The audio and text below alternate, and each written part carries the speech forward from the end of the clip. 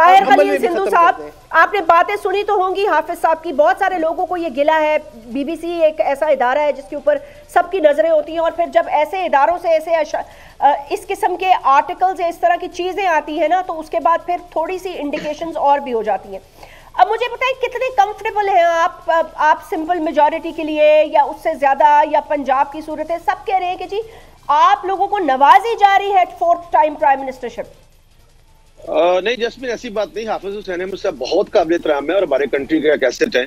मैं जाती मेरी दुआ है कि वो खुदा करे वज़ीर-ए-आज़म ना बने, जाती तौर पे कह रहा हूँ, क्योंकि वो हमारे लिए एक बहुत बड़ा सरमाया है। यकीन कीजिए, मैं उनकी बहुत इज्जत करता हूँ।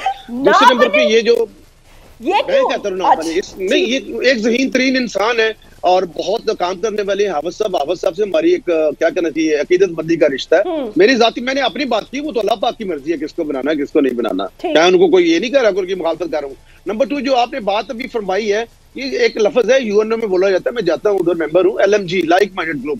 हाफिज साहब हो या कोई भी और भी हो, सबको मिल बैठकर एक लाइक माइंडेड ग्रुप जो है, अभी भी कोई कुछ नहीं बिगड़ा। चंद दिन पहले जिस तरह MKM के भाई है साजिद भाई और दूसरे, सबको मिलकर बैठ के एक ज़ाब्ता तैयार करना चाहिए। आपने बड़ी खूबसूरत बात की, और खूबसूरत मैं नहीं कह सकता, दर्दनाक।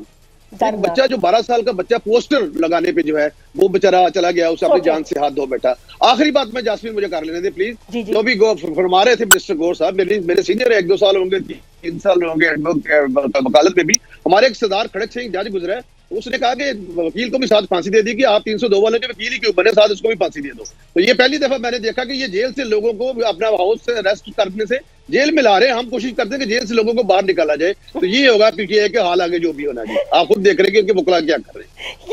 ये मेरे लिए भी बड़ी हैरानकुन बात थी, लेकिन उन्होंने कहा जेल में चहलकदमी और चलने फिरने के लिए ज्यादा आसानी होगी। अब चले कर ले, ऐसे जेल में ले जाए उनको। चले सर, उनकी ख्वाहिश है, अब वो जेल जाना चाहते हैं या घर को जेल बनाना चाहते हैं। हमने तो बताया कि जी उस सरदार खड़क सिंह ने उस वकील को भी फांसी दे दी थी।